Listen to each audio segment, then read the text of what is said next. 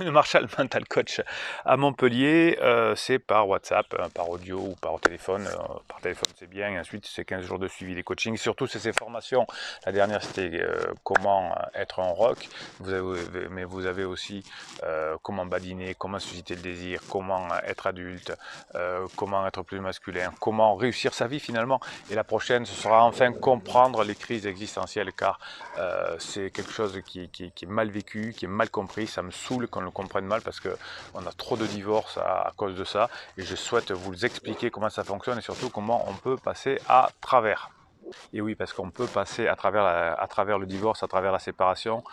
Quand on est ensemble depuis 20 ans, il suffit de connaître le fonctionnement de la crise existentielle de son conjoint, les risques, les phases du couple, tout ça, je vous l'explique en détail, parce que je n'ai jamais le temps de vous l'expliquer tout en détail dans ces vidéos, ou en tout cas c'est réparti, là vous aurez une formation spéciale. Et je vous dis aujourd'hui quelles sont les 5 choses qui font rentrer une personne en crise, ou en tout cas les 5 choses que les personnes pensent quand elles sont en crise, et pourquoi elles pensent que vous en êtes la cause souvent, si vous êtes le conjoint, de sa souffrance.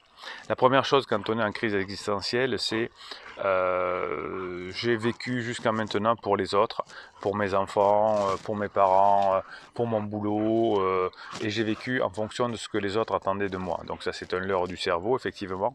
Et oui, si on travaille, si on est un rock, si on est un adulte, etc., on ne va pas vivre pour les autres, on va vivre en fonction de son objectif qui est plutôt positif, qui est plutôt comme objectif, comment dirais-je, qui sert à la communauté de la vie, qui sert à l'univers, qui sert à tout ce que vous voulez.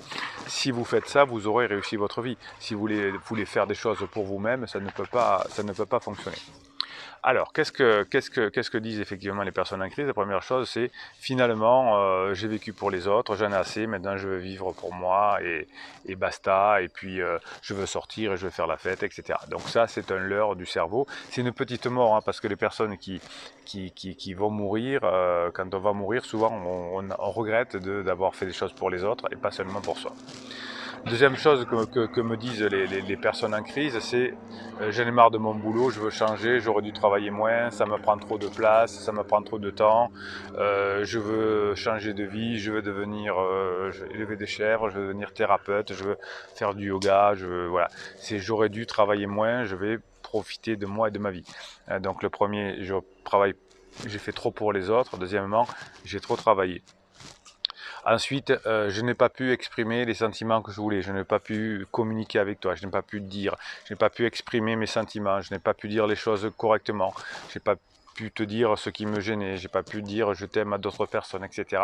Ça, c'est des choses que les personnes en crise vont reprocher et vont ressentir au fond d'elles-mêmes en disant j'aurais aimé pouvoir dire les choses de plus et maintenant je vais dire les choses quelles qu'elles sont, j'emmerde, j'ennuie tout le monde.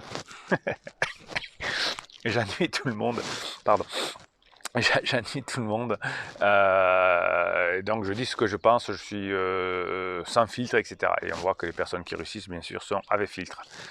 J'ai pas assez vécu, j'ai pas passé de temps avec mes amis, j'ai trop travaillé, j'ai trop fait des choses pour mes enfants, etc.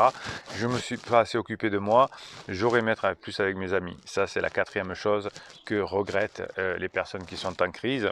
Et la cinquième chose, je n'ai pas été assez heureux, je sens un mal-être, je sens que je t'ai jamais aimé ou que ça fait 3 ans que c'est fini. Il y en a même qui disent que ça y est, j'ai fait le deuil de notre relation alors que vous êtes toujours ensemble.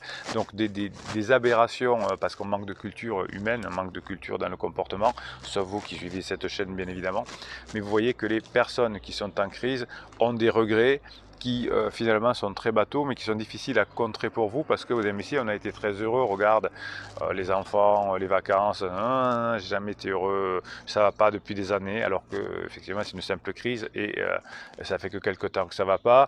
Les amis, oui moi je me suis coupé de mes amis à cause de toi, je vois plus personne, etc. Voilà, je vois plus personne, c'est des choses qu'ils disent aussi.